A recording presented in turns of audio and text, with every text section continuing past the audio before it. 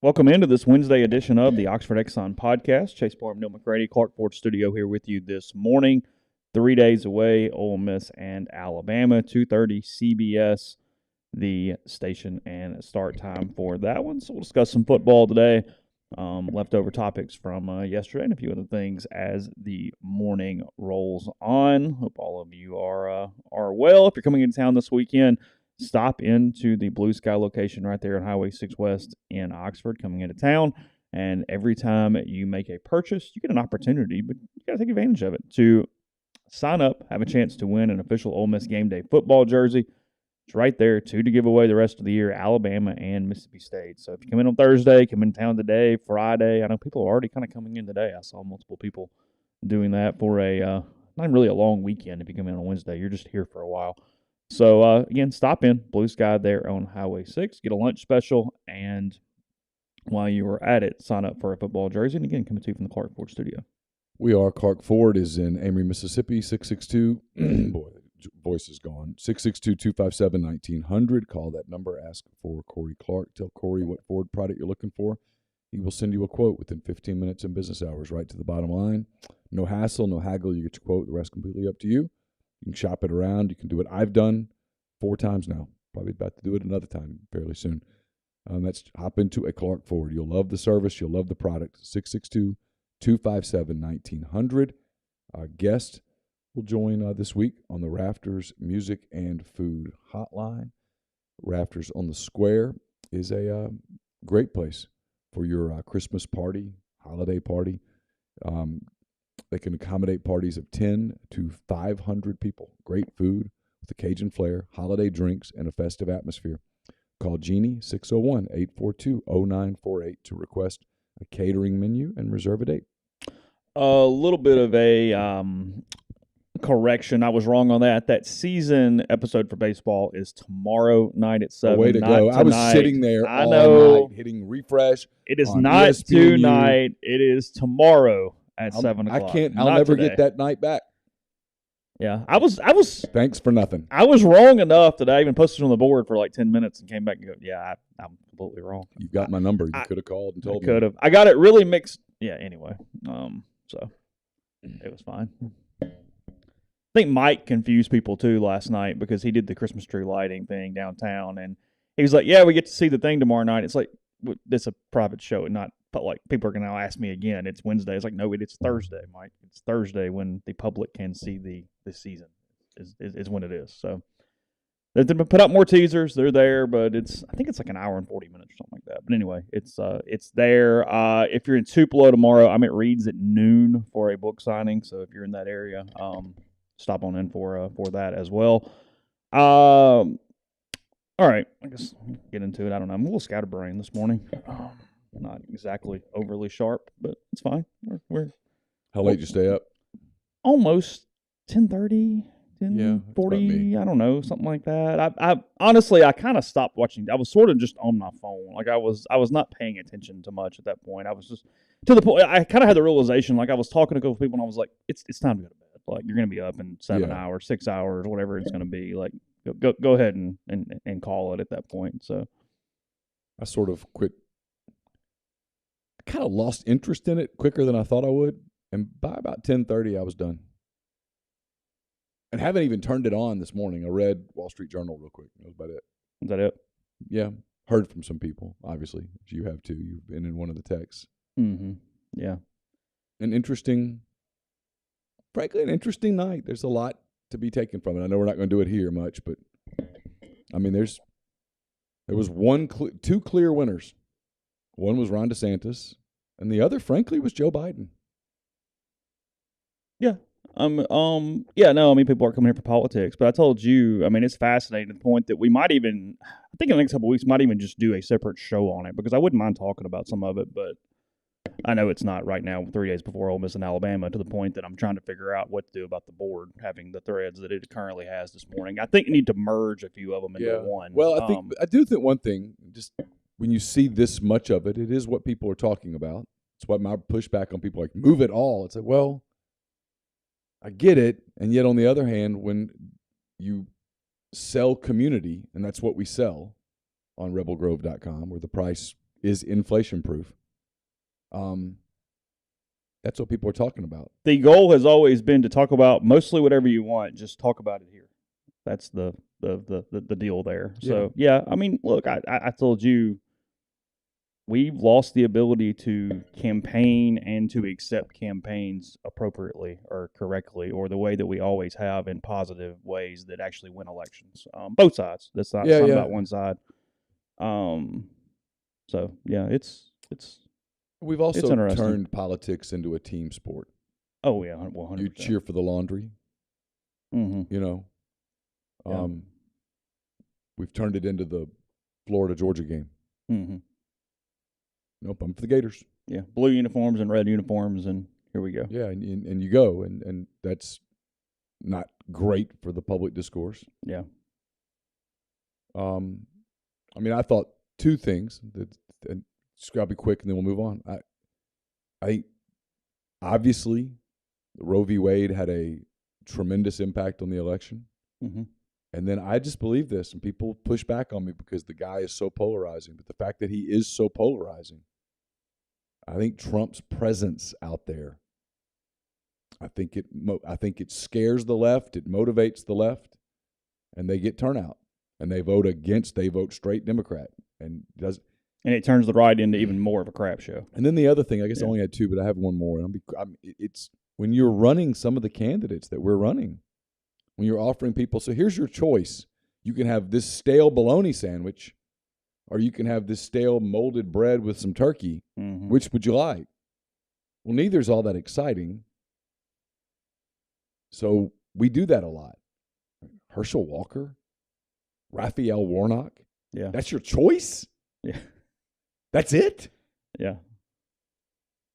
And then so the one that's interesting is you look at the numbers that Ron DeSantis posted in Florida. Look at what he did in Miami-Dade County, and whoa. Mm-hmm. If you're the Republican Party, I think you have to look at that and go, he's probably the horse we should ride. Yeah.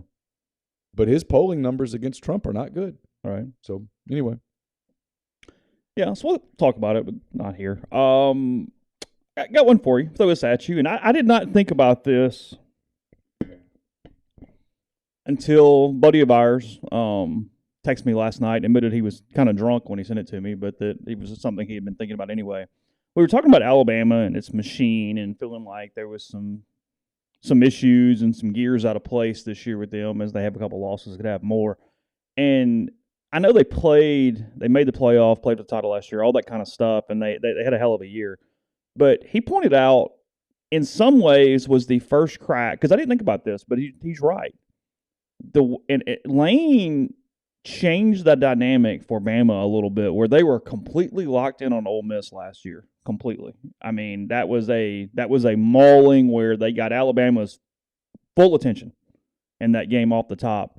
And the next week, A&M played well, but Bama was flat against the Aggies last week. In that game. Yeah. That's what we had not seen from Saban. In some ways, was that the very first sign that they got up for an Ole Miss game and then fell flat the next week, because we always compliment them on week after week exactly the same. Yeah. They weren't exactly the same during that 2-week period. No, and they haven't been good on the road since. I don't know. I did a radio show in Montgomery this morning, and they asked me my thoughts on Alabama from afar, and I don't know. I'm not ready to declare the dynasty dead. No. Like I said, they could win the national title next year. Okay, sure. They look a little different. I had a mailbag question. Has Saban lost a step? I don't know. But for the first time, you think, well, maybe. Doesn't look as composed on the sideline as he used to. They're not as disciplined as they have been in the past. They're not robotic. How much of that is him? How much of that is the changing landscape? How much of that is the impact that Kirby Smart has had on their program? Because if you think about it, Kirby's probably got, 6, 7, 8 kids on the Georgia team that Alabama really wanted? Maybe more than that? Yeah, more than that, probably. Okay, we'll take 6 or 7 of the best Georgia players and put them on Alabama, and how good are they? They're better. They're not just better, they're dominant again. And so he doesn't have the talent base that he's had. They're still incredibly talented. Because he had much more of a monopoly on the Southeast. Until Kirby. Yeah. That's it. Kirby. And now you have the portal. You have NIL. The playing field gets leveled a little bit. Just a little bit. And you see it. Like today. I taped an interview yesterday with Mike Griffith. It'll air on Thursday night. You guys do not want to miss it. It was the best. Chase will watch it or listen to it. Maybe he will disagree. Neal has touted this since he sent the file yesterday. The 10 years we've been doing this show, I think it's the best guest appearance we've ever had. And maybe I'm missing something that just isn't coming into my mind. It's better than Dan Wilkin. Yes. Okay. Yeah. It was better than that. Probably not as anticipated as that, but better. Okay. But, I asked him, I said, is Georgia the favorite? And he gave me this really good long answer about how Georgia's nowhere near as good as LSU 2019, as Alabama 2020. As Georgia last year. Yeah, as Georgia last year. But he said they probably are the prohibitive favorite because they're just better than everybody else. It's the washing machine. Really? Yep. Is that different? I mean, look, it's probably my luck. Because I thought to myself, we've done this from this spot for a long time. It currently sounds like there is a group of Apache helicopters overhead. And that's possible. Okay. Although I only sent out one tweet last night. Okay. Just one. You're probably okay. I'm okay. What's in it? That's a great question. A body? It's possible that Laura is testing something. Okay. Go ahead. Maybe she's got a mannequin in there. All right, my bad. What it would be like if she shoved me in the Okay, go ahead. Sorry. So if I'm not here on Friday, but he was talking about how there is no second clear-cut team. Ohio State looks good. Michigan's good. Teams are good. There's no great team. We've leveled the playing field a lot to the point where a 12-team playoff, frankly, would be a lot of fun.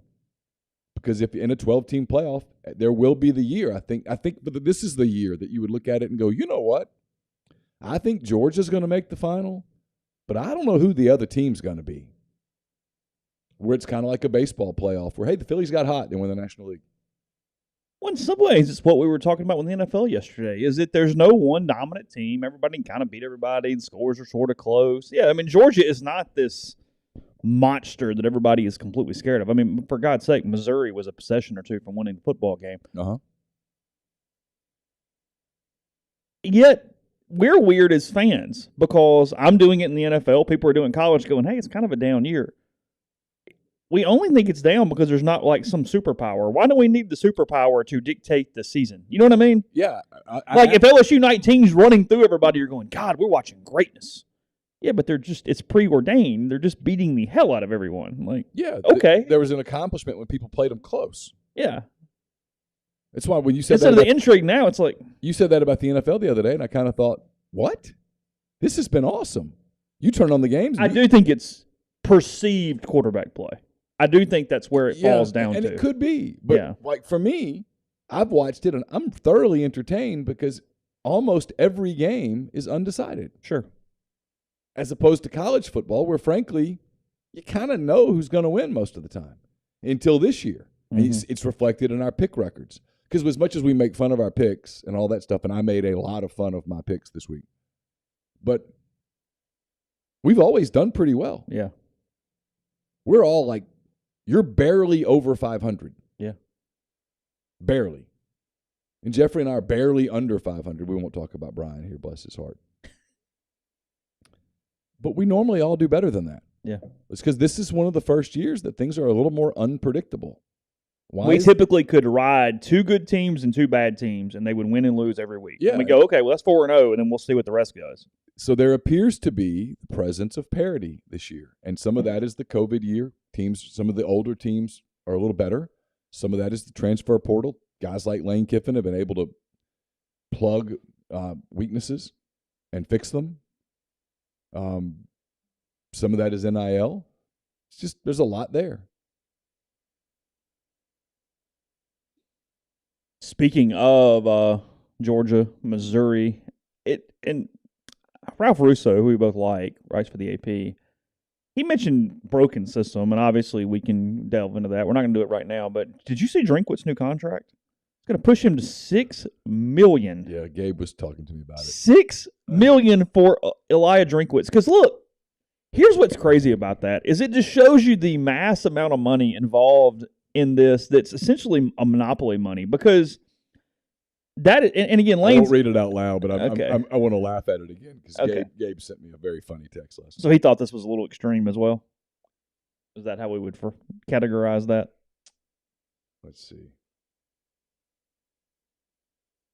Yeah, Drinkwitz is going to make more than $6 million a year. Yes. He is 15-17 overall. Yes. 10-14 on the SEC. Yes. Yeah, he uses some words.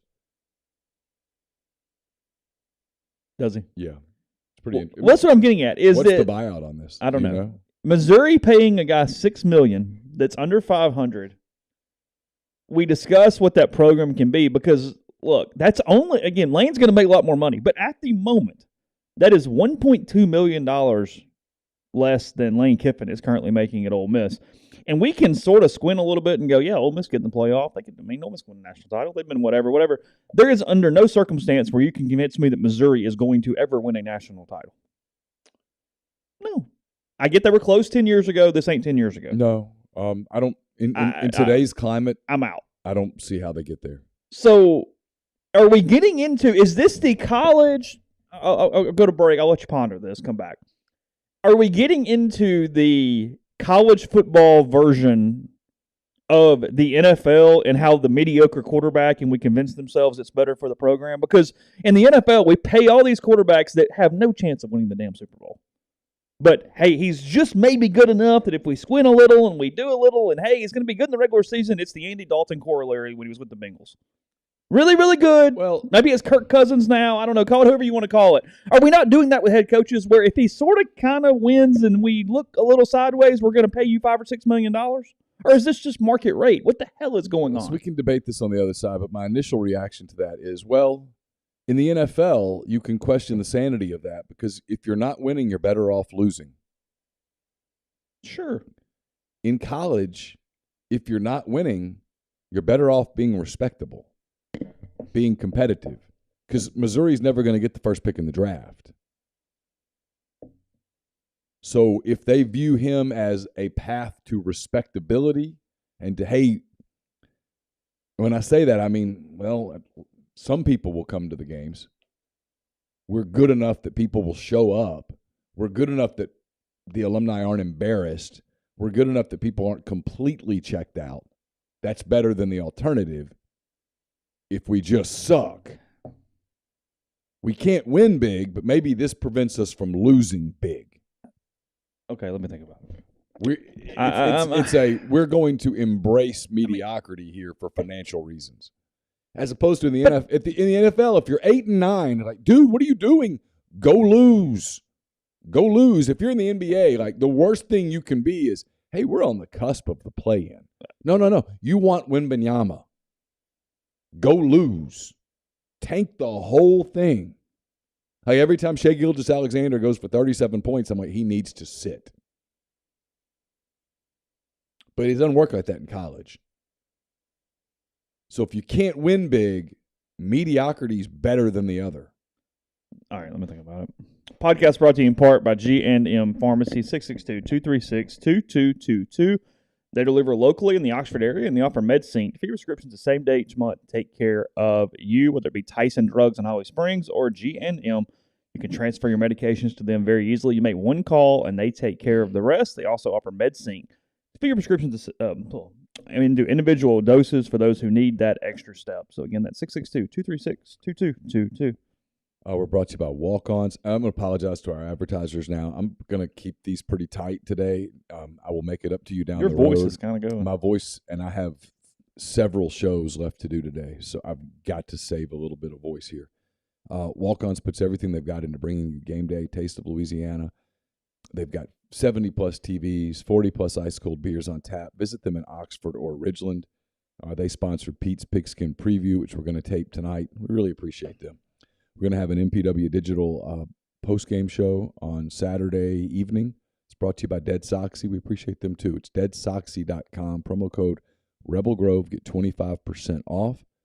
The College Corner is your one-stop Rebel shop. They got 2 locations in the Jackson area. You can also go to collegecornerstore.com, and you can find them on Facebook and Instagram. They sponsor the Davison Igbenosin Show, among other things. They're awesome to us. Please be awesome to them as the holiday season rolls around. Speaking of, The Rogue sponsored several of our shows. Peyton Chattenay, Mason Brooks, 4450 I-55 North in Jackson, or therogue.com. They've been delivering fine men's clothing for 55-plus years. So check them out at therogue.com. We'll have the hand-raised guys. It's going to be pre-recorded. Lots of guests: Mike Griffith, Ryan Brown, Parker Fleming, Ben Mintz. There's a lot there. It's going to be a great show. I think you're going to really like it. It's brought to you by Comer Heating and Air, Southern Air Conditioning and Heating. Different names, same great products and services. If you live in Oxford, Tupelo, the surrounding area, call Comer, 662-801-1777. If you live in Hernando, Memphis, or the surrounding area, call the people at Southern, 662-429-4429. A-Stock Auctions is a Nashville-based online auction company with the mission to provide customers the power to name their price.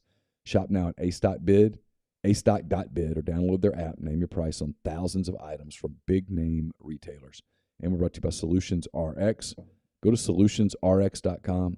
Enter the promo code OEP at checkout. Get 10% off your first order. They've got great supplements, vitamins, all sorts of stuff. I've been using it. Helped me get through a pretty demanding football season from a reporting and I guess podcasting standpoint. It's helped me a bunch. It will help you as well. Podcast is brought to you by Prime Shrimp, primeshrimp.com. 6 different flavors right there to your door: the lemon cracked pepper, the signature, the Louisiana shrimp bowl, and more. They also have available their 2-pound bags of individually frozen shrimp. It's a lot like what's at the grocery store, except a higher quality shrimp from the New Orleans-based company. That's primeshrimp.com. Use code MPW for $20 off your first order. Again, fewer than 10 minutes, freezer to plate, and they deliver it right to your door. Money-back guarantees, and they ship it quickly. So, again, that is primeshrimp.com, code MPW. Yeah, because basically most American men, you can use that Solutions RX, like fish oil. Pretty much every damn body ought to be taking it in America these days. Yeah. So you can get that from them, too. I've been taking that from them. Okay, I mean, in a way, sure. I mean, I get 7-5 is better than 3-9. But 3-9 at least allows for a reset. But I mean, who you getting? If I tell you today, Eli Drinkwitz, okay, let's do this thought exercise. Let's play the game. Eli Drinkwitz decides today, you know what, I don't want to do this anymore. I don't like it. I'm tired of it. I'm tired of wearing black and yellow. I just want to go be an accountant. Who are you hiring? At Missouri. And are you going to have to pay them $6 million too? Okay, well, the first name that comes to mind if I'm them is Hugh Freeze. Sure. What's Hugh Freeze going to want from Missouri? He might not come for $6 million. He's making $5 at Liberty. Yes. Is it that much? Yes. I thought it was like. No, he's making $5 I thought it was like million. $3.5. No, is it he $5? just got a raise, $5 million at Liberty. There's no pressure at Liberty. He just beat Arkansas. He'll live off that for 3 years.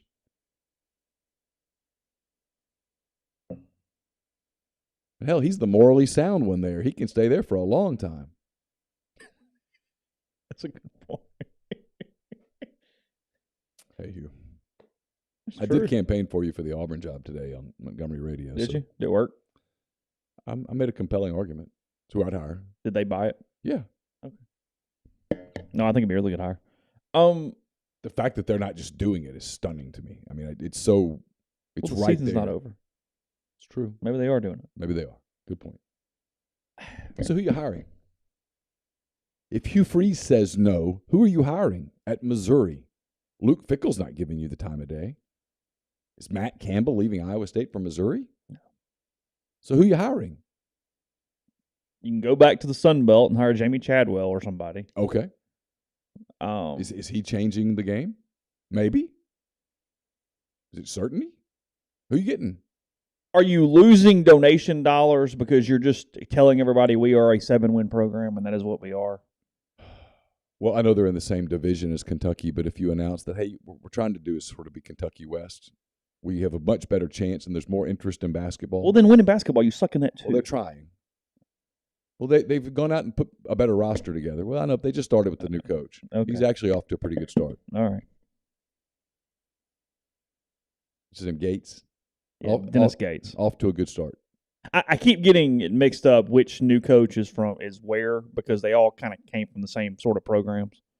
So I've had a hard time figuring out which coach is in. Golden's at Florida. Golden's at Florida. The Murray guy's at LSU. Yeah, he's doing well. Yeah, he's put it, that's been fairly remarkable. Yeah. Gates. Because I think the message that's been sent down there is, hey, you know that NCAA thing? Don't worry about it. It's all just do your thing. Be cool for 6 months. And then go for it. Or don't be overly stupid. Yeah, just be cool. Yeah. Don't be Kentucky. Just You're not Kentucky yet. You're not Arkansas right now. But, hey, give it a minute. There was nobody. I mean, I remember when they had the coaching fire stuff, the coaching turnovers. The Athletic did that story on the one walk-on that was left because he was the only roster member on LSU's team at that point. Was the computer science major or whatever he was. He would just show up and dribble. Yeah, the guy at South Carolina, too. I forgot that. I mean, I understand what you're saying, but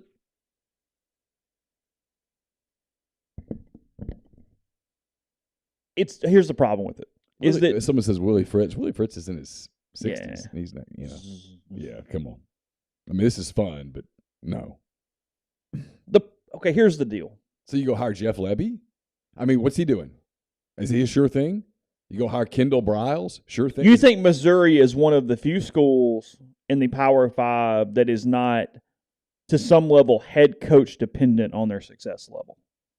Because college football is a head coach sport more than it is a program sport inside tiers. But you believe Missouri simply does not have the resources to jump tiers no matter who their coach is. Because here's the thing. I actually think Drinkwitz is okay. He's fine. But he's okay. I can name worse coaches. He also gets picked apart more because he didn't do a ton before this. Like his sample size was so small, where he just inherited that team at App State and he won with them. But okay, great, sweet, whatever.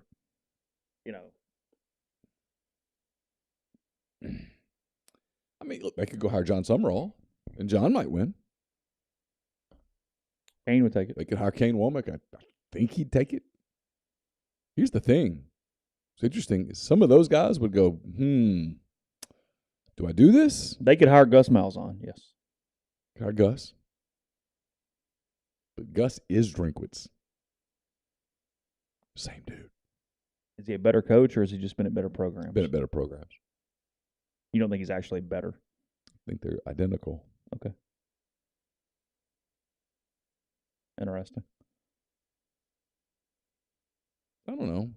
I mean, I don't think Drinkwitz is madly in love with Missouri either, so it's kind of a, hey, this works. We'll pretend to like each other sometimes and go on. Joseph asking, is K-State a better football job than Missouri? Ooh. No, because Missouri's in the SEC. Yeah, Missouri's a better job. Kansas State is a great program at knowing exactly who they are. They are, and they have an identity. They hire people to follow that identity because Kansas State has a lane, and they have to win in that lane. Yeah, and they stay in that lane. I mean, they are a less productive lower class thing of when Wisconsin had it rolling, and they knew exactly who they were, and we're going to do this, and that's what they are, and that's what Kansas State is. But no, Missouri has a higher ceiling than Kansas All right, so let me bring this home. Let's play the game for a minute. Sure. We haven't done it yet. I think it's worth doing. Okay.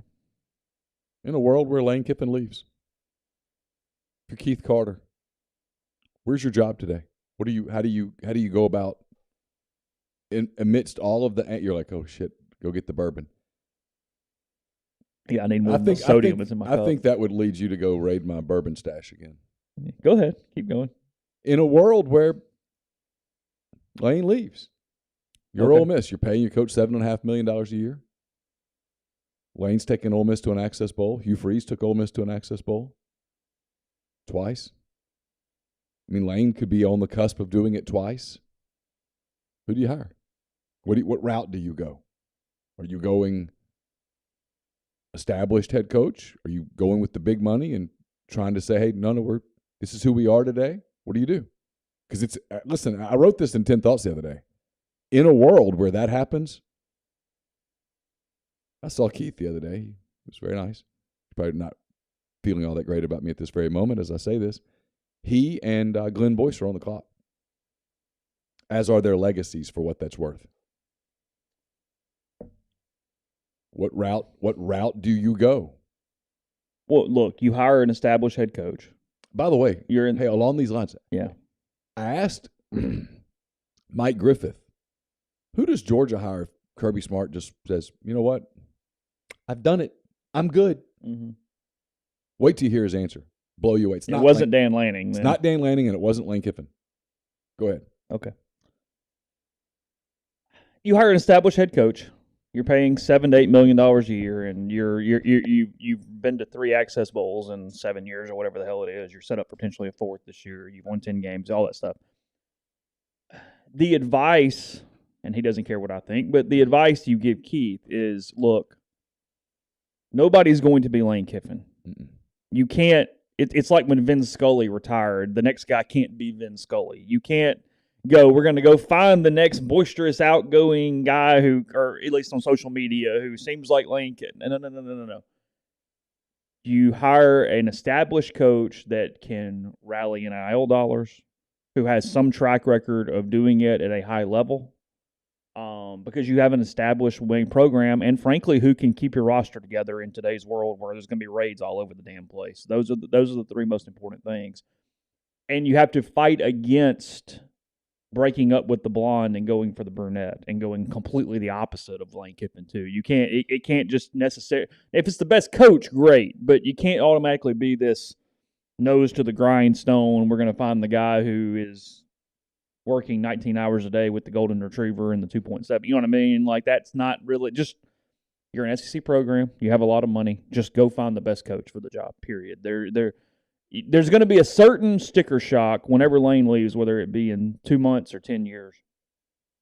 That it's kind of funny you have to put that caveat on it every time, but I feel like we have to put that caveat on it every time.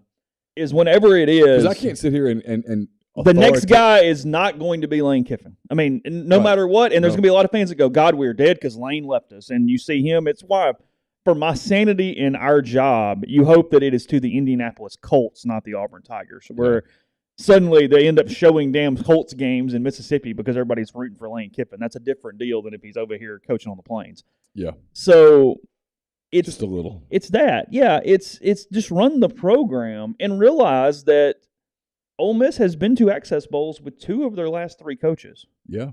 And their last 2 coaches who weren't hired as an interim first through all sorts of hell and chaos. Yeah. So just run a normal search. Calm down. Chill. Yeah. And you got a lot of capital because you got Lane Kiffin. So while Keith and Boyce are on the clock, if this happens. Big time. They are. Big time. But they also are coming from a position of strength. Oh, no question about it. It's not, I've got to get this right or I'm out. Like, I've got to save my legacy. No, you're up here. Oh, I didn't mean it negatively. Yeah, you just got to stay I here. just meant, you can't, when the locals go, hey, we ought to bring back. Nope, you don't have to bring anybody back. Go hire the right guy. Don't have to have ties. You don't have to make sure Archie and them are good. Hire the best guy. Run your program. You know what it looks like to be a winner. Do it. Okay, so building off that, because we talk about this. By the way, isn't this weird? Will Muschamp's name is in this thread. Yeah. I had a dream about Will Muschamp last night. Will Muschamp was in my dream. Did he go boom? He was sitting at a table watching a weather thing. Really? Yeah, and then weather. And then his wife went by on a bicycle and almost got run over by a car. What? That was in my dream last night. It was really bizarre. Didn't she know Miss Crad? I think so. Yeah, I think so too. I don't know her, but yeah. Yeah, I think so too. I was glad she didn't get hit.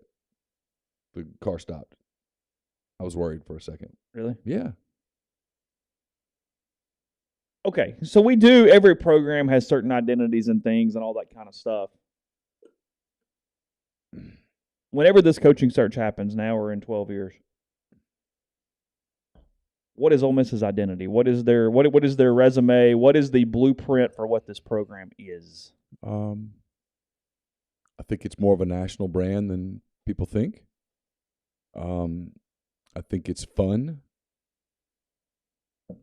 It's light, if you will.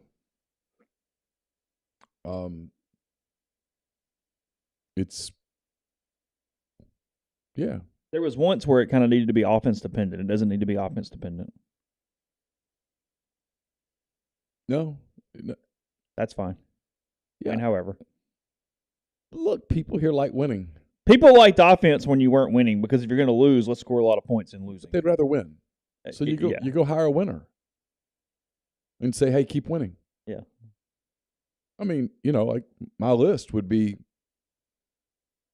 I'd call Luke Fickell. I'd call Matt Campbell. I'd call Dave Aranda. I would go after those kinds of people. I actually don't think Matt Campbell wins in the SEC. He might not. I don't like him down here. He might not. I'm not as big on the whole you have to have Southern ties. I don't mean that. I mean the fact that he comes out publicly against Florida paying kids. Like, shut up. Yeah, no, that would be a disqualifier. I'm out. That would be a disqualifier. Yeah. But I'm going after people that have won. I'm not getting hung up on region because I don't know that it matters. And I don't hire a coordinator, no matter what. No. It's got to be a dude. It's got to be a guy who's been a head coach. I got to have somebody who's run the program day in, day out. Yeah. Kyle, I didn't mean to miss you earlier. He says, do you think part of Alabama's issue is that they're running out of Kiffin, Sark talent and the O'Brien talent is showing up? Quote, question mark, recruiting matters. Thanks for the super chat there. Well, that's what we talked about earlier. I mean, yeah, Kirby's taking some dudes. I mean, A&M's taking some dudes. Sure. Yeah, if you were dudes, you're not as good. And offensively, I forgot about A&M, and you're right. So let's say Jimbo has taken, and he has 5 dudes that would otherwise be at Alabama. Well, suddenly that's half your lineup. And Kirby's taken 7 or 8. Well, it's 12 to 13. Do the math. And yes, Alabama is nowhere near as talented at wide receiver, whether that be recruiting misses or evaluation errors. I don't know. I don't know their team well enough to know that. But no, they do not scare you from a wide receiver standpoint. And frankly, they don't scare you at running back if it wasn't for a Georgia Tech transfer. They get credit for it, but It wasn't like it's all homegrown up the same way it's been for a decade. No, they're different now.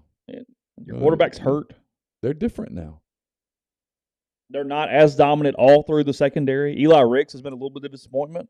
The matchup from an X and O standpoint, that if you're Ole Miss, it's problematic as hell. Is that defensive line against your offensive line, especially on the edges, where they're so talented and you're so raw, is. If you told me, hey, watch one. In fact, I'm going to put my binoculars on it from play 1. How do they handle Anderson, Turner, those guys? Because if Ole Miss can hold up on the edges, hey, it's anybody's ball game. If they can't, it's going to be a problem. After the scripting gets done. Now, Lane's first scripted drive or two, I expect to see a Picasso. And it's so critical. You need to score. You got to score. You got to score. If I win the toss, I want the ball. Yeah, I want the ball. Let's go. You would rather have the ball than get 2 for 1? Yeah, I want the ball. Do you? Yeah, I think so. You don't want to chase. I don't want to risk chasing because if they score and I don't score and then they score again, it's a little funky. Yeah, I mean, you know what that stadium would turn into. Frankly, that's the part of the 2014 game that Hugh doesn't get enough credit for. That's true. They fell behind, then the missed call that resulted in a touchdown. They were down 14-3 at the half. Yeah. And to come back and do what they did in the third quarter, that was a hell of an accomplishment. They hit the big pass to Sanders, and it kind of got everybody back up. And when it's Sanders, it was Vince down the middle. Threw it to Treadwell to score, I think. I can't remember all the stuff. But anyway, regardless, they to come back in that game the way that they did was an accomplishment. Because if you remember, the stadium kind of got quiet second quarter. We remember the end. I also remember the middle. People were like, oh, no, here we go again. The referees got us. Because I remember saying to you, God, I dread next week. And you were like, why? And I said, because it's going to be about officiating. the whole show, every show. I mean, overcame a hell of a critical They wouldn't have been call wrong. right It was there. I mean, It was terrible. Terrible call. I mean, that was worse than the Shea Hodge high heel game. Yeah, because that was a close call. Yeah, it was the wrong call, but it was a close call. But you could see how they missed it.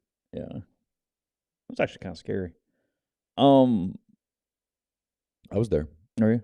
Mm-hmm. Well, that was one of the games. Why are you covering that game? I was writing the column for Alabama. In 07? Yeah. It was 07. Yeah, I was there. Wasn't it? Mobile sent me as the columnist. Yeah. Mm-hmm. Yeah, because that was Oxford, Tuscaloosa, Oxford, the 3 games against them. Probably was a sign. That was Saban's first year or second? First. In fact, that was a sign that things were – I remember writing it down. You're sending me to Oxford? And I realized they were sending me to Oxford because they knew I'd stay with my parents. I'd save some money. Oh. And I brought up in my my evaluation that year. So we seem to be cutting budget a little. What's up? They didn't like that. It was true. Yeah, I was right. Yeah. Podcast brought to you in part by Northeast Spark, NESPRC, service people across rural communities. 2 packages, the Ignite, the 100 Mbps, or the Blaze, the 1 gig that powers the Clark Ford Studio. Your hometown team bringing you world-class broadband. That's nespark.com, 662-238-3159. Phone service, pro controls, network security, and more. So give them a call for the best internet in Lafayette County, but also parts of Pontotoc and Union counties for those who do not previously have internet. Again, 662-238-3159. Also brought to you by Holcomb Portable Buildings, 7991 Highway 7 South in Holcomb. They'll custom build your building to your specifications. Free delivery and setup within 75 miles of Holcomb. 662-226-2233 or go to holcombbuildings.com. Game Changer patches, the only 2-patch system available in the market. Stop hangovers before they start. You guys know about it. GameChangerPatch.com, promo code RebelGrove20 at checkout for 20% off your purchase. My guy, Clay McNutt in Baldwin, Mississippi, he runs ACS. It's a complete electrical control system solution provider and a Rockwell Automation Recognized System Integrator. It's ACSLLCMS.com or call 662-601-4381. If you come into town this weekend, stop by Lamons and get some of your Christmas shopping done. 1126 North Lamar Boulevard in Oxford. It's the gold standard in fine jewelry. They take great care of you. Alan and the people there at Lamons are awesome. They'll be awesome to you as well. LamonsFineJewelry.com or call them at 662-234-2777. And we're brought to you by Pinnacle. I'll have a Mind on My Money tomorrow. It's brought to you by Pinnacle, based in Madison, Mississippi. They provide detailed, specialized investment management, financial planning, retirement planning for individuals and businesses, and much, much more. It's mypinwealth.com, MYPINN wealth.com. Been talking about the road to Boise on McCready and Siskey. The road to Boise made much easier in terms of logistics by our guy, John Edwards of Regency Travel Incorporated in Memphis. All you got to do is give him some parameters, give him a budget, and he just takes care of the rest. It's much easier than planning it on your own. 901-494-3387 or jedwards@regencytravel.net. Podcast is brought to you by Style Assembly. Style Assembly just off the square in Oxford next to Blind Pig. They can help you ladies, the ladies in your life, with their fall needs, no matter the budget, size, or occasion. Style Assembly here to help you assemble your style, celebrate the Rebs this weekend, or just to come in as the seasons are changing. It's finally going to get cold. They're offering some big incentives, Rebel Grove subscribers and podcast listeners only, now until the end of Thanksgiving or the end of November. Then you can win a $250 gift card to shop at Style Assembly. No purchase necessary. Do me a favor. When you're in town, just stop in, ask for Kate, the owner, or I tell one of the sales associates that you came in to check out Style Assembly and what they have to offer. They get to know you. They can help you out with your gifting or styling needs. They've got a great selection of Gooder sunglasses and much more. You can see their social pages. Go to shopstyleassembly.com for more there. You can stop in, have a chance to win a $250 gift certificate with Style Assembly. Did you see Lane's tweet yesterday? I actually kind of laughed. It was Nick's book, or Talty and Nick's book about leadership principles or whatever. But everybody, it's what Lane does because he puts Easter eggs in all of his in a lot of his tweets. It's not necessarily about the thing that it says. Is the book was sitting on a printed page that said Alabama defensive call sheet, which is a complete joke to 2 years ago when Alabama accused him of having Alabama's call sheet, which is why Ole Miss scored all of its points. So it was clearly a made-up, fake Alabama call sheet under Nick Saban's leadership principles book with John Talty. So Lane is in a good mood this week, if nothing else. He's fine. Yeah, he's If Ole Miss pulls it off, will there be any light trolling or nothing but leave him alone? If there's any trolling, it will be the lightest trolling. It will not be a Texas A&M week here in Oxford. Well, no, look, I mean, in a world where he wins the game, Lane has to really turn his focus to Arkansas because he needs his kids to follow suit. Mm-hmm. He's got to practice that, what he tells them. Hey, no, everybody's the same. So if he spends Sunday and Monday playing with Alabama, the message that gets sent to his players is, hey, look at what we did. And then before you know it, you're playing in 28-degree weather in Northwest Arkansas on a Saturday night against potentially a desperate team. It's a little complicated. Yeah. They're up for you. You're not up for them. You're not quite ready. And next thing you know, what happened against Alabama doesn't help you anymore.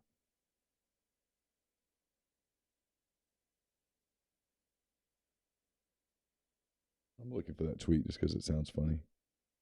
Lane? Yeah. Yeah, it was 16 hours ago. 3:21 yesterday. Oh, there it is. Yeah.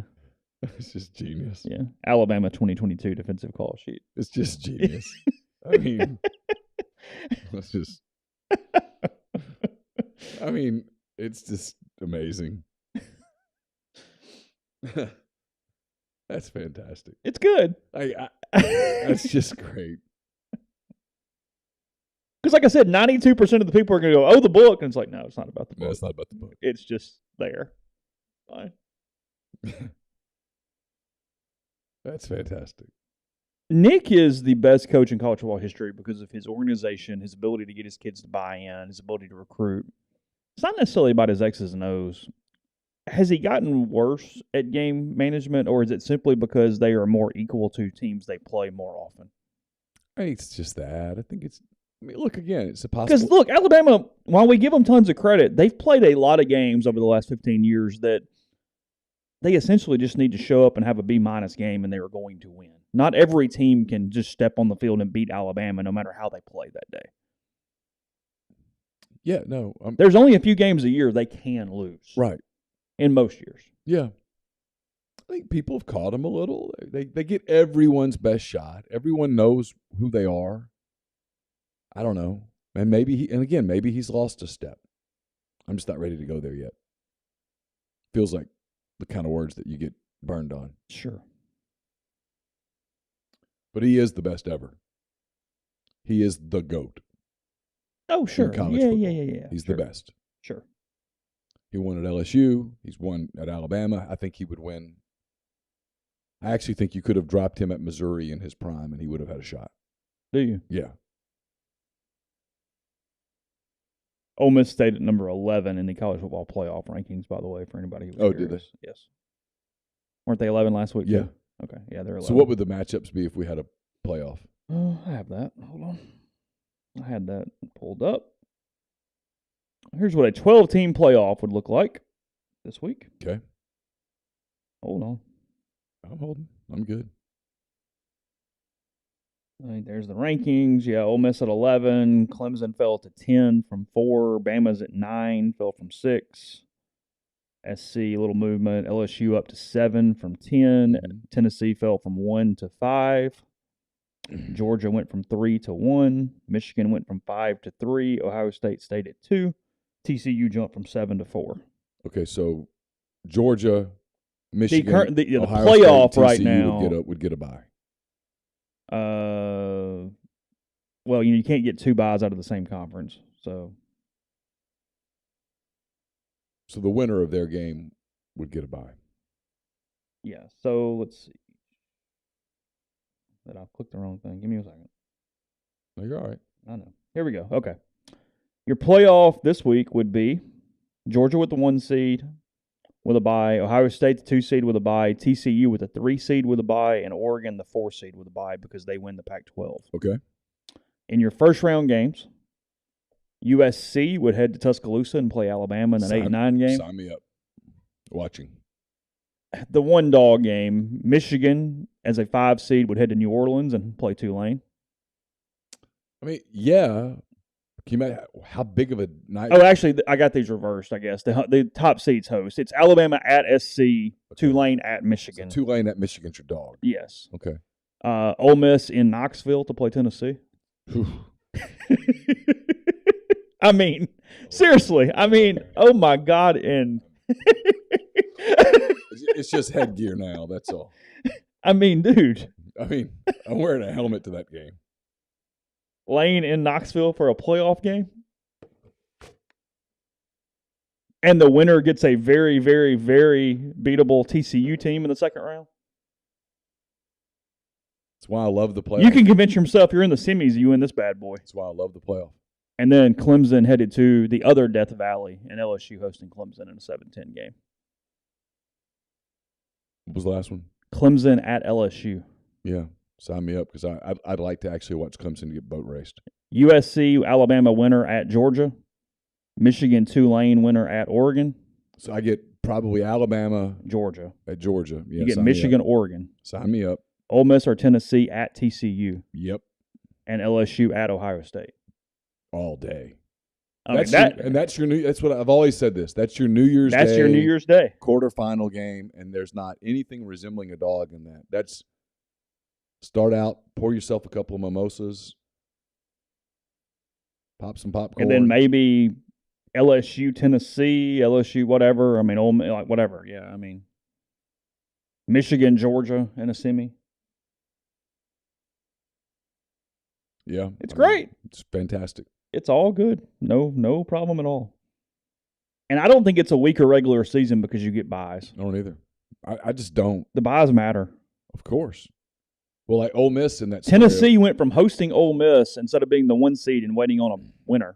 Well, let's take Ole Miss. Let's say Ole Miss beats Tennessee and then goes to TCU and wins. Now you got to play Ohio State or somebody. And they only had to win one game. Yeah. Yeah, you're a little banged up. They're not. You think that matters in the fourth quarter of the national semifinal? I'm guessing it does. So you would say, well, did the regular season matter? 100%. Yeah, the regular season really mattered. Home team and bye. Because Ohio State. Well, it's in a bowl game. Yeah, now, but Ohio State's more rested and fresher than you. Yeah, and because they earned it over the course of the regular season. I have not followed this.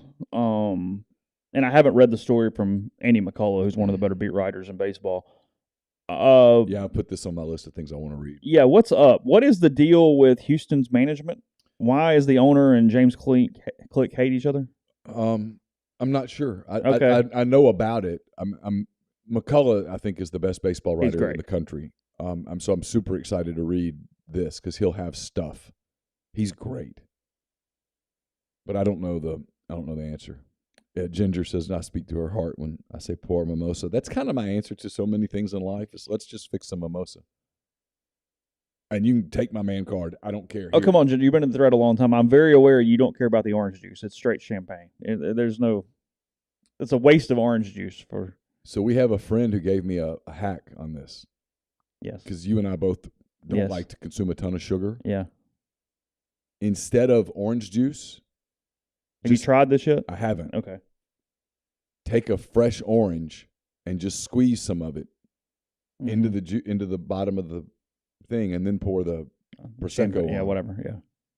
Says it's lighter, crisper, taste the Prosecco more, and it's healthier.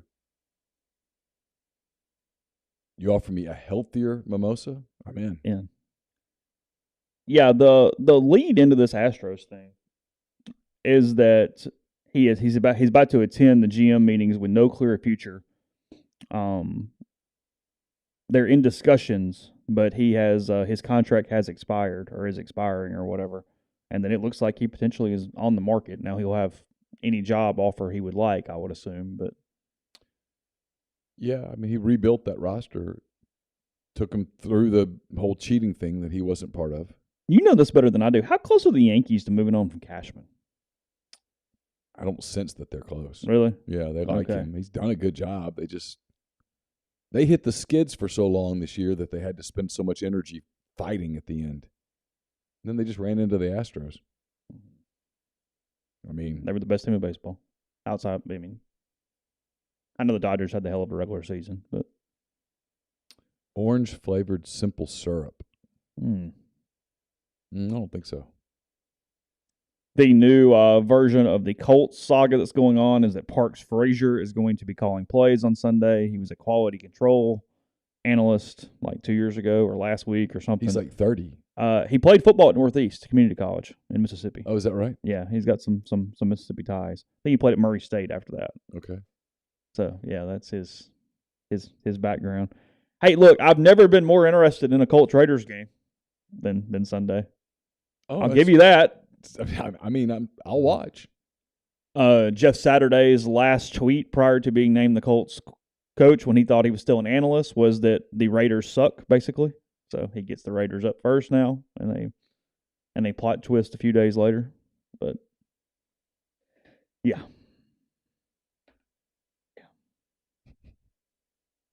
Georgia Rebel says y'all some alcoholics.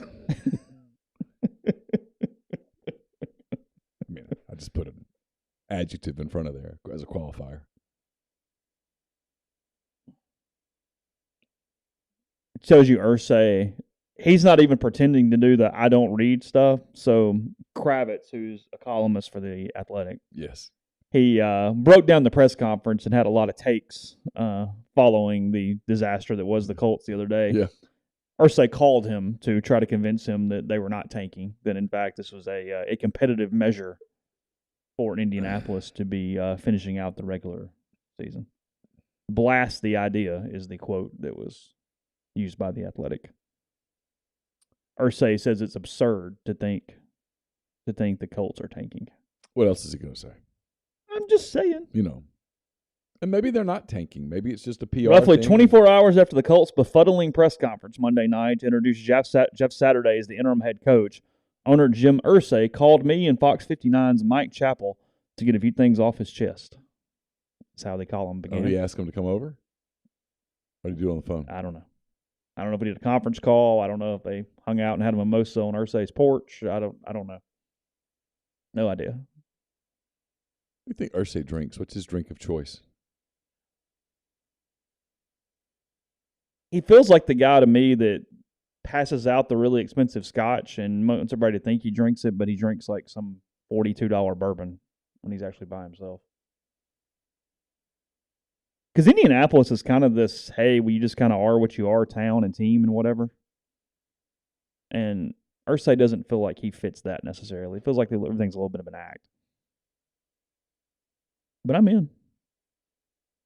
I'm very, very interested. I just don't see what they have.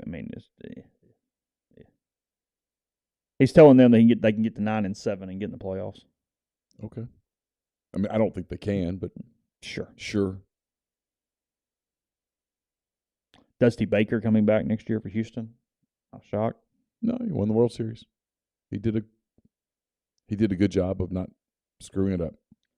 Also, don't know what the argument is here. The World Series drew its second smallest audience ever, but the columnist writing about this says that's actually not a problem. No idea. I don't know. I'm not sure. Not sure what's going on with that. What are we looking at? Winter meetings. We talking about Ohtani? We talking about the Turner, Angels Carrera? are insisting that Ohtani will not be traded. So I think they're setting the stage for what I think is going to be some active deals. I do think you're going to see some big trades. And then I suspect that they're all going to look at each other and go, hey, because these are the general managers meetings, right? Yes, that is correct. I think they're all going to look at each other, if they're smart, and go, hey, when we have the winter meetings in December, we've got to get some stuff done. We've got to get some headlines. We've got to get some juice in our sport. So let's move quickly. Let's have a big trade. Let's not bog down so far into analytics that we get nothing done and the winter meetings are a dud and nobody talks about them. If they're smart, that's what happens. I did not realize Georgetown had lost 21 straight games in basketball prior to last night. I didn't know with that. Patrick Ewing as their coach. 21 in a row. 21 straight losses? That is correct. Oh, wow. I did not know that. I mean, you would think that'd be a bigger deal that they had gotten that bad, right? That sport has just become so fringe that nobody pays a lot of attention to it until the tournament, and then you're only talking about the teams that are in the tournament. In this part of the country, we used to keep up with the Big East. I mean, I remember as a kid, St. John, Syracuse, those teams would play. You're like, I'm watching, and now I don't notice all that. I mean, listen to this. This is just more bizarre. I know nobody really cares, but the lead to this story is from Myra Metcalf, ESPN. On November 27, 1972, John Thompson Jr. made his coaching debut at Georgetown, where he led the program to the 1984 national title and to turn the Hoyas into a college basketball power. On Tuesday, nearly 50 years after Thompson's reign began, Georgetown snapped a 21-game losing streak prior to Georgetown's 99-89 overtime win over Coppin State. Ooh. Patrick Ewing's squad had not won a game in 328 days. Ooh. But the win did not come without a fight. Head coach Juan Dixon, the former Maryland star in Coppin State, picked to finish 5th in the MEAC, led Georgetown late in the game, blah, blah, blah, blah, blah, blah. So they're horrid. Apparently. Georgetown. Yeah.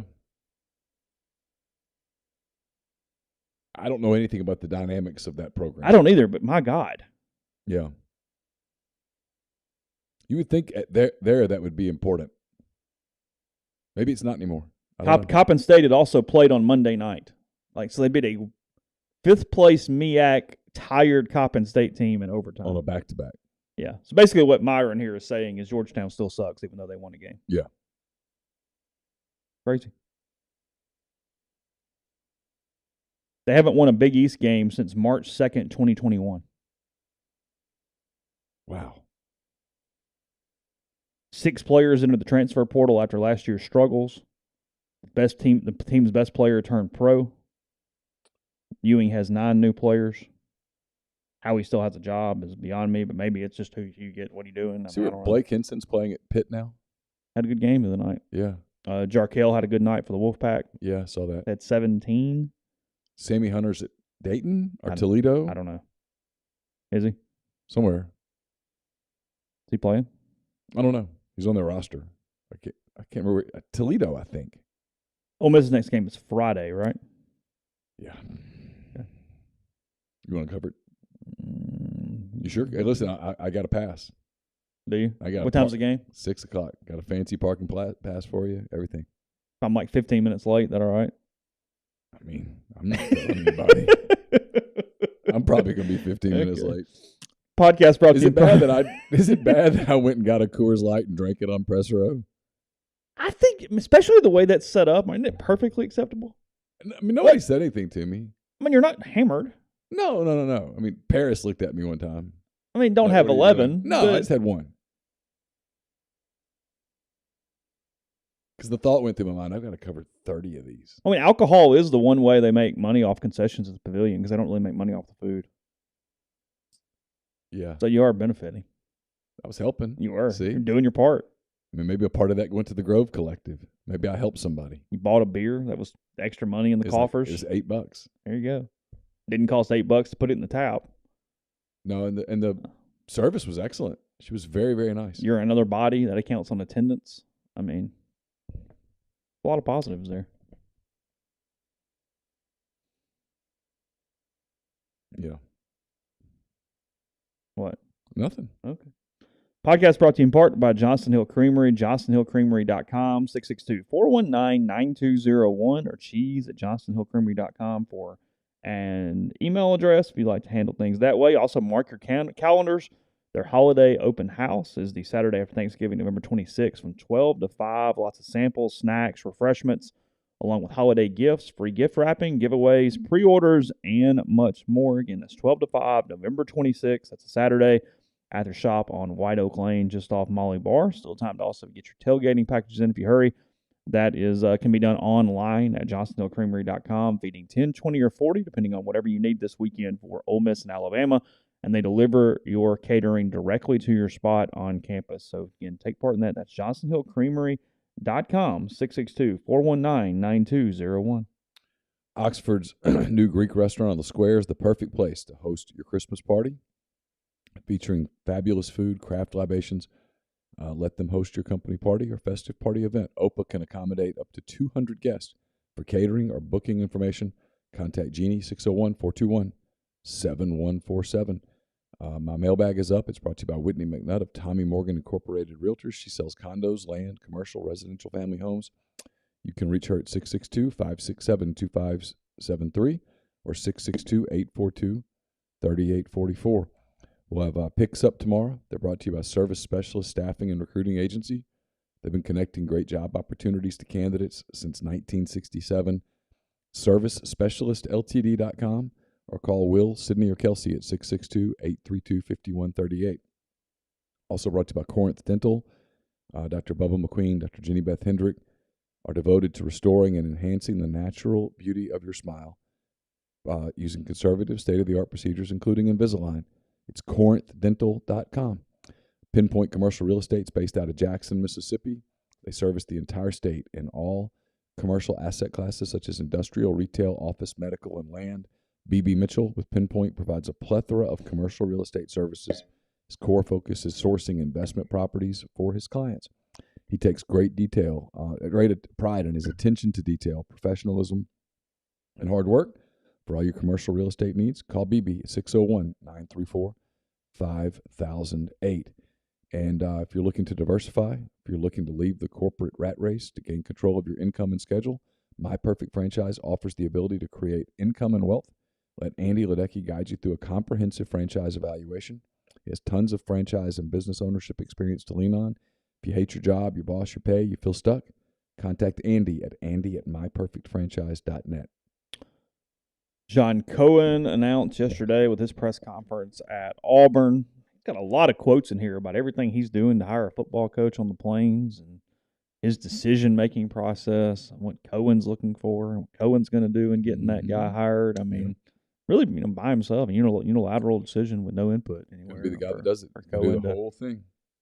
Oh, and he does say at the end here, I'm reading quotes, the 35-year-old version of myself would have stuck my chest out and said this is how it's going to be. The 56-year-old version of John Cohen, don't talk about yourself in third person, says I want all the information available to me from anyone I can possibly get it from in Auburn and beyond. You think that just meant Jimmy Rain? Is that pretty much what he was saying there? Or we'll take all advice and evidence as it comes in? Jimmy and a couple of others. Yeah. Carnell with a pretty good quote on trying to ignore people asking him the question because he knows he's not going to be the next Auburn football coach. Is I can't think beyond this moment. I want to sit in this moment and live in this moment because I never would have dreamed of anything like this. I can't answer that question. This isn't about me. That's what he said. Okay. John Cohen says he has a paper list of 58 items that comprise qualities he wants in an Auburn football coach and things to ask the candidates. 58, not 57, not 59, 58. Train wreck. I think a train's coming. I just don't think it's the train that they think. It's a different train. Oh, there you go. Look at you. He also did the thing that Ole Miss has tried to do in recent years, and it took winning to sort of get there, is he tried to turn the Jabba into a positive thing yesterday. Did you see that? No, I did not. Yeah, he named a bunch of positive qualities and was like, "That's Auburn, just Auburn being Auburn or something." I don't know why I followed a little more of his press conference yesterday, but I did. So, yeah, we'll see. No timetable. Don't know what's going to happen when. None of that stuff, but it's all good. It's fine. Have you decided what you're doing in picks? Have you gone that far in your mind? I'm not asking you to reveal it here, but in your mind, do you know where you're going? Yeah, I think so.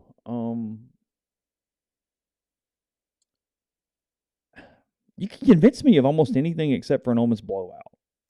I mean, I don't think the matchup favors a blowout for Ole Miss. No, I don't think. What would a blowout loss be? More than 2 scores. Okay. Yeah. 41-24. That's a blowout loss. 38. Is it bad 21. that I can get you there pretty quick? Oh, sure. I mean, I get it. Yeah. I mean, I get that for sure, but I don't know. But Cadillac Williams Drew would be in the same spot Matt Luke was in. If Auburn offered him the job, he wouldn't be in a position to go, no, this is probably not great for me long term. He would have to go, this is the only way I'm ever getting this job. I have to take it. Real quick, because you find this fascinating, and I kind of do too. We have nothing else overly going on at the moment.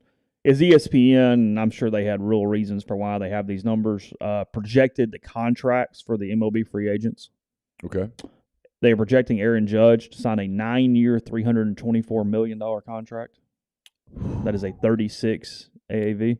The problem with that is at the end of that deal, he's 40 years old. He is 30 right now, so yes, he would be 39 years old at the end of that deal. Trey Turner, 8 years, $272 million. It's 34 AAV for 8. Yeah, that's about right. Carlos Carrera, 8 years, $265 million, 33.1 AAV. Do it right now. You would do that for the Cubs at this moment. Today. He's 28 years old. Yep. Yeah, absolutely. He could be my third baseman when he's 36. Xander Bogaerts, 30 years old, 6 years, $168 million. There's a rumor with him. What's that? Braves. Really? Yeah. Speaking of, 29-year-old Dansby Swanson, 6 years, $150 million. That's 25 AAV for Dansby.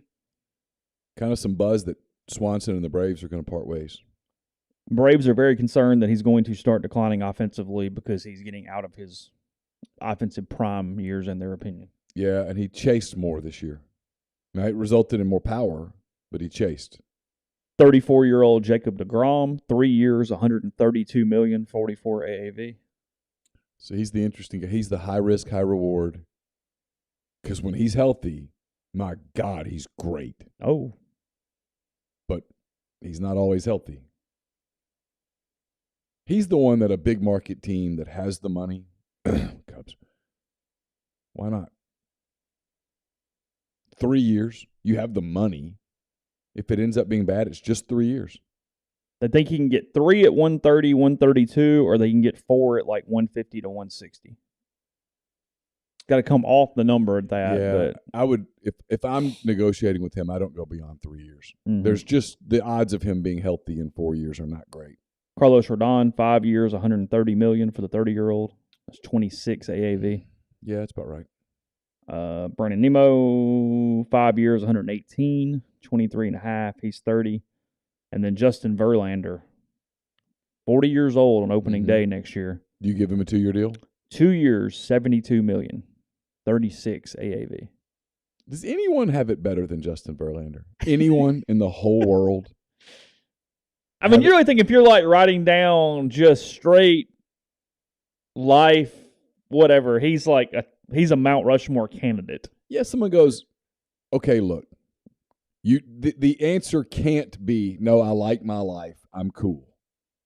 Because that's the politically correct answer. And for most of us, that's the true answer. Yeah, we really wouldn't give our lives up to be somebody else. But if they came down and told you, you must be someone else for the next 5 years. He's not a bad option. Isn't he on the short list? I'm going to be 40, which I think is a great age because you kind of aren't stupid anymore. Because he's become a rich man's version of Andy Roddick, which is what we talked about 10 years ago. Yeah. So I'm going to be 40. I'm going to have generational wealth. Still in good shape. Yeah, I still look pretty good. Yet I'm not at that age where I have to be absolutely like a sculpted Greek god at all times, right? Like I don't have to look like DK Metcalf to do my job. I still get to pitch. Yeah. I just won the Cy Young, so I'm still good. And a World Series. And I go home to Kate.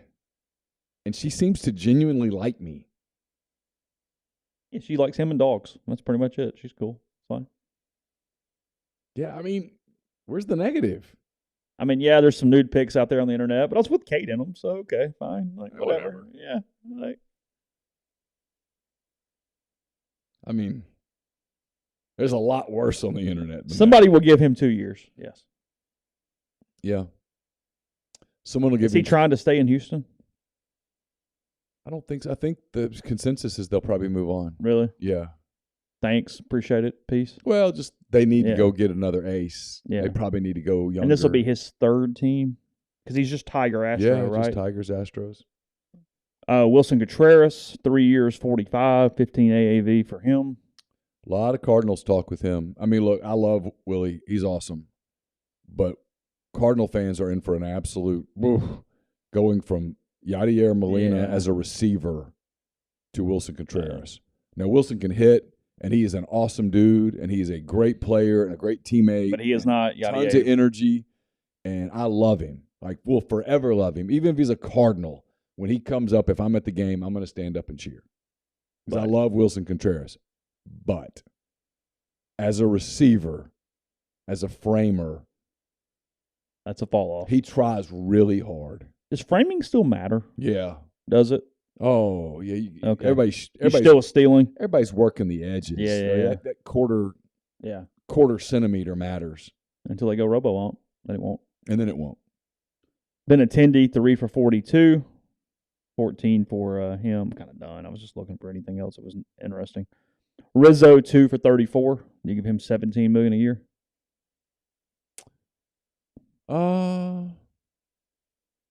Yeah. He had a good year in New York. They're projecting 1 year, $20 million for Kershaw. Yeah, he'll stay in the Dodgers, right? Yeah, sure. Unless he wants to go to Texas and pitch for a year. Yeah, probably not. Don't think that's the thing. Okay. We'll have Jeffrey in the morning. That was, as always, for Thursday. Again, tomorrow night's show pre-recorded, but lots of guests. I don't know exactly how we're going to format it yet, but a lot of stuff coming to you on the network, however we decide to do that. So you'll have that, including the interview Neal mentioned with Mike Griffith, here tomorrow night. So stay locked in, rebelgrove.com. More coming there as well. And we'll talk to you again very soon.